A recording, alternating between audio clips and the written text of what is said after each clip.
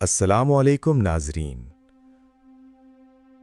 کائنات کی تاریخ میں ایک ایسی رات بھی آئی تھی جب وقت کی گردش تھم گئی، جب فضاؤں نے اپنی سانسیں روک لیں اور اس زمین کے سب سے افضل انسان اللہ کے محبوب حضرت محمد مصطفیٰ صلی اللہ علیہ وسلم کو وہاں بلایا گیا جہاں فرشتوں کے سردار کے پر بھی جلتے ہیں۔ ذرا تصور کیجئے وہ سفر کیسا ہوگا جہاں مادی دنیا اپنی حقیقت کھو دیتی ہے اور وقت کا تصور مٹ جاتا ہے۔ آج ہم اس معجزے کی گہرائی میں اتریں گے جسے دنیا الاسراء والمعراج کے نام سے جانتی ہے۔ یہ محض ایک قصہ نہیں بلکہ اللہ رب العالمین کی طرف سے اپنے پیارے رسول حضرت محمد صلی اللہ علیہ وسلم کے لیے وہ خاص دعوت تھی جس نے رہتی دنیا تک کے لیے قرب الہی کا راستہ متعین کر دیا۔ یہ سفر اس وقت شروع ہوا جب مکہ مکرمہ کا حرم ایک گہری خاموشی میں ڈوبا ہوا تھا۔ اللہ کے نبی حضرت محمد مصطفیٰ صلی اللہ علیہ وسلم اپنی زندگی کے ایک مشکل ترین دور سے گزر رہے تھے۔ تبھی اللہ تبارک و تعالیٰ کے حکم سے حضرت جبرائیل امین علیہ السلام ایک ایسی نورانی سواری لے کر حاضر ہوئے جس کی مثال نہ پہلے کبھی دیکھی گئی اور نہ بعد میں، یعنی براق۔ پلک جھپکتے ہی مکہ کے صحرا پیچھے رہ گئے اور آپ صلی اللہ علیہ وسلم مسجد اقصی پہنچ گئے۔ وہاں تاریخ کا وہ عظیم منظر روشن ہوا جہاں حضرت آدم علیہ السلام سے لے کر حضرت عیسیٰ علیہ السلام تک تمام انبیاء کرام علیہم السلام صف بستہ اپنے امام کا انتظار کر رہے تھے۔ یہاں اللہ عز و جل کے حکم سے آپ صلی اللہ علیہ وسلم نے تمام انبیاء کی امامت فرمائی، جو اس بات کی علامت تھی کہ آپ امام الانبیاء اور کائنات کے آخری پیغمبر ہیں۔ بیت المقدس سے وہ سفر شروع ہوا جسے عقل انسانی کبھی مکمل طور پر نہیں سمجھ سکتی۔ آپ صلی اللہ علیہ وسلم نے آسمان کی تہوں کو عبور کرنا شروع کیا۔ جیسے جیسے آپ صلی اللہ علیہ وسلم بلندی کی طرف بڑھے، مادی دنیا کے پردے گرتے گئے اور روحانی سچائیاں سامنے آتی گئیں۔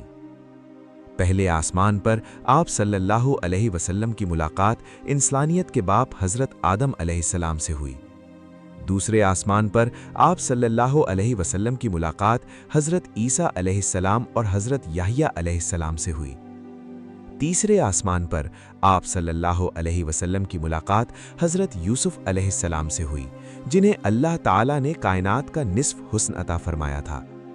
چوتھے اور پانچویں آسمان پر آپ صلی اللہ علیہ وسلم نے حضرت ادریس علیہ السلام اور حضرت ہارون علیہ السلام سے ملاقات فرمائی۔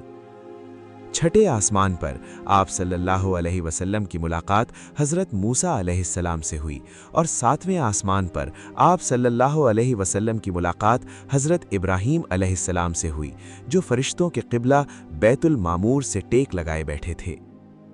اب وہ مقام آیا جہاں کائنات کا ہر مادی قانون ختم ہو جاتا ہے۔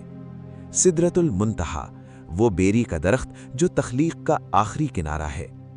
اس مقام کے بارے میں اللہ رب العالمین قرآن مجید کی سورہ نجم آیت نمبر 13 اور 14 میں ارشاد فرماتے ہیں، اور بے شک اس نے اسے یعنی جبرائیل کو ایک اور مرتبہ دیکھا سدرۃ المنتہا کے پاس۔ یہاں پہنچ کر حضرت جبرائیل امین علیہ السلام رک گئے۔ انہوں نے نہایت عاجزی سے عرض کیا، اے اللہ کے رسول صلی اللہ علیہ وسلم، اگر میں یہاں سے ایک بال برابر بھی آگے بڑھا تو تجلیات الہی میرے وجود کو جلا ڈالیں گی۔ یہاں سے آگے کا سفر صرف کائنات کی سب سے عظیم ہستی حضرت محمد مصطفیٰ صلی اللہ علیہ وسلم کے لیے تھا، جہاں نہ کوئی فرشتہ تھا اور نہ کوئی دوسرا بشر۔ وہاں حضرت محمد مصطفیٰ صلی اللہ علیہ وسلم نے اپنے رب کا وہ قرب پایا جس کا تصور بھی ممکن نہیں۔ اس بے مثال مقام قربت کا تذکرہ کرتے ہوئے اللہ تبارک و تعالیٰ سورہ نجم آیت 8 اور 9 میں ارشاد فرماتے ہیں، پھر وہ اللہ کا محبوب اپنے رب سے قریب ہوا، پھر وہ خوب متوجہ ہوا، یہاں تک کہ ان کے درمیان 2 کمانوں کے برابر فاصلہ رہ گیا، بلکہ اس سے بھی کم۔ اسی مقام عالی پر اللہ تعالیٰ نے اپنی امت کے لیے وہ تحفہ عطا فرمایا جو ہر مسلمان کے لیے ایک معراج ہے، یعنی نماز۔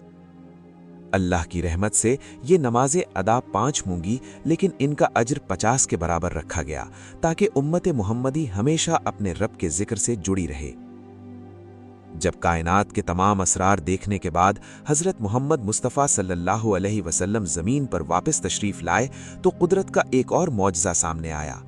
जैसे वक्त को आप सल्लल्लाहु अलैहि वसल्लम के लिए रोक दिया गया था, आपका बिस्तर अभी भी गर्म था और वुज़ू का पानी अभी भी बह रहा था।